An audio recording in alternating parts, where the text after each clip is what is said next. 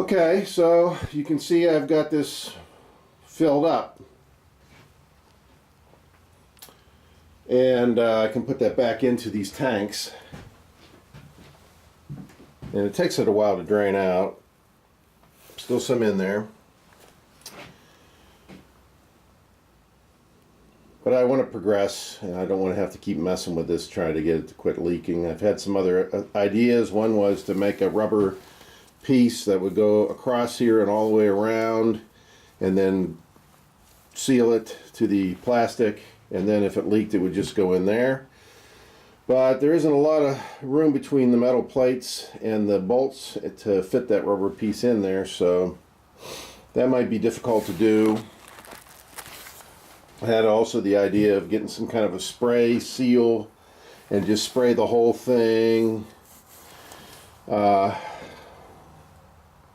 But right now I'm just progressing with it the way it is. Now, a second problem I've had, and that is I looked online about the freezing of the cell because it's going to get cold.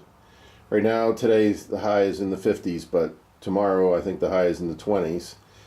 And it's going to stay down there, I think, from then on. Since today, I think it's December 6th or something. Anyway,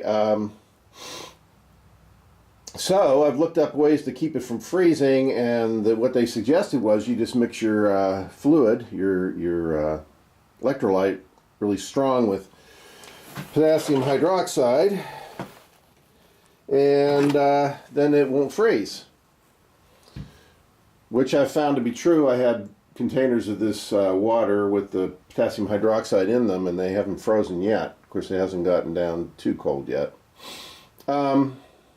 But what I found is that the higher the concentration of the potassium hydroxide, the more a reaction you have.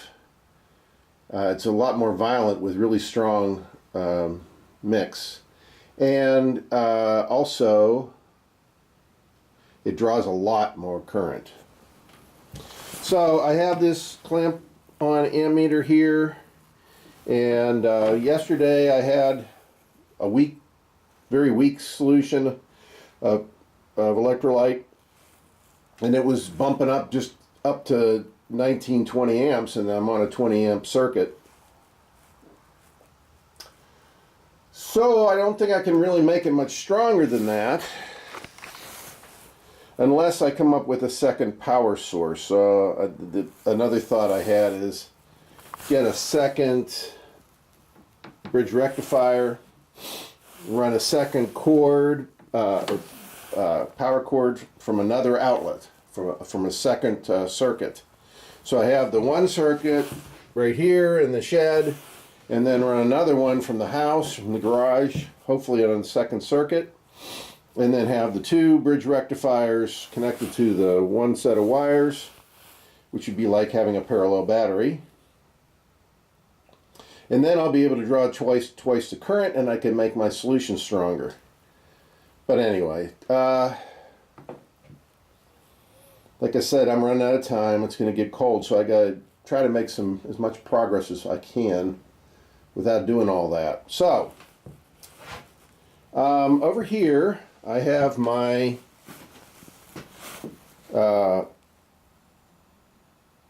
cooker that I bought at a yard sale, and I've got my hose. I've got a jar that I've rigged up to be a second bubbler. So this is my main primary electrolyte tank. This is my bubbler, primary bubbler, and then I'm planning on going from that, instead of into the torch, having it go into this secondary bubbler, and that secondary bubbler is going to be on this shelf, and I'm going to attach it with some vent hanger material. I forget exactly what they call that,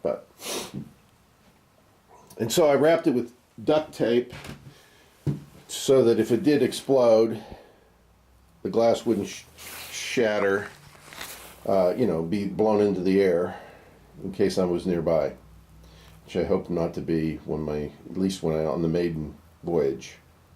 So I'm going to take this jar which I've rigged up to be a bubbler, secondary bubbler. I'm going to fill it with the hexane, and I'm going to put it on that shelf and plumb it into my primary bubbler, and then from there go into the torch.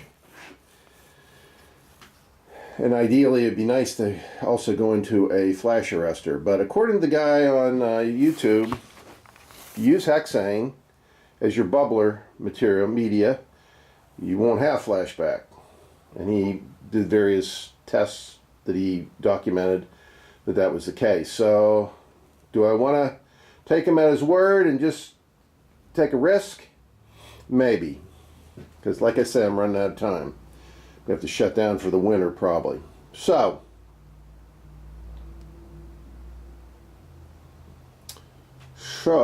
what next?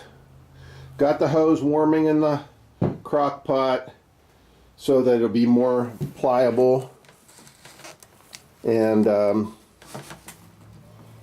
because it's pretty stiff right now because it's cold.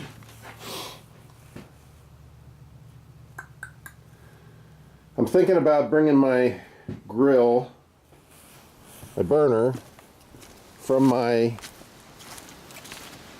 makeshift furnace into that shed and plumbing the propane into it. Put some fire brick on the table, surround it with some fire brick as a test, and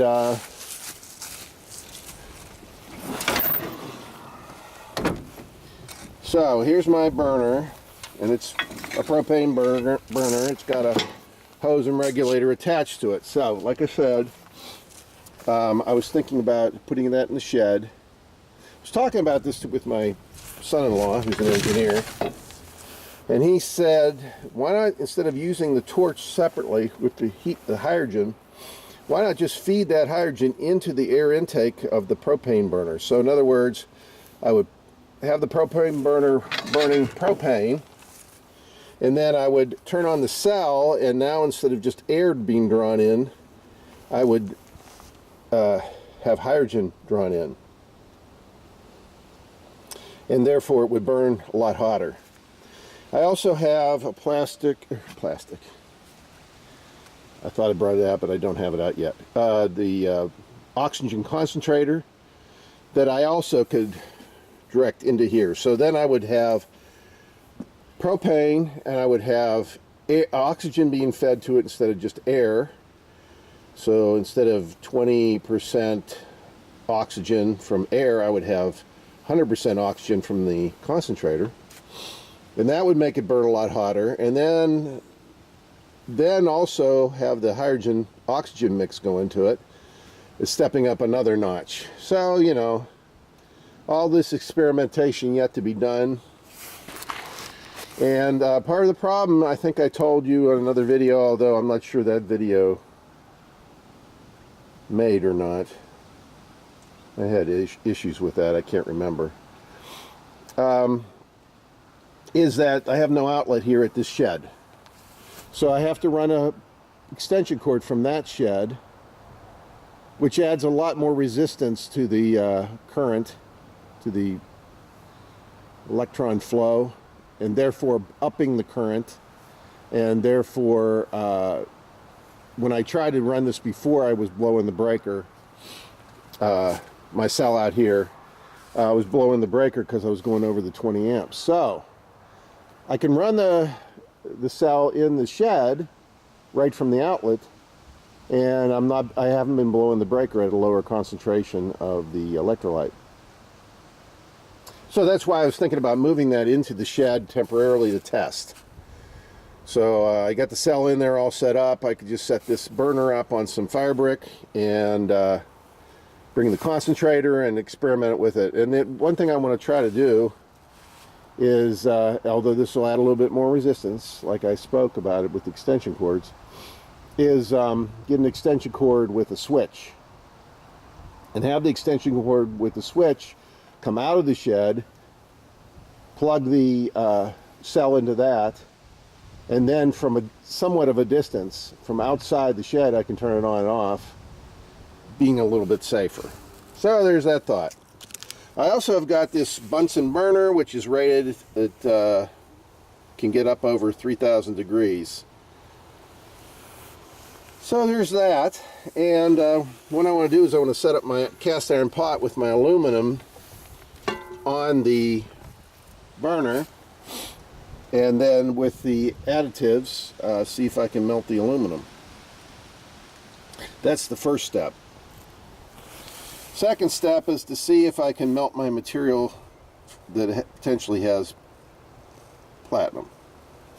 And I have some of that in this crucible, which I could keep in this steel slash, or quote-unquote crucible. And I was thinking maybe I'd take some of that sand out of the crock pot and put it in between this crucible and the steel one, and then put that on the burner, such as that, and see if I can melt the material in the crucible. So those are lots and lots of things I can do, but I don't have that much time. I have a day to do all this, so we will see.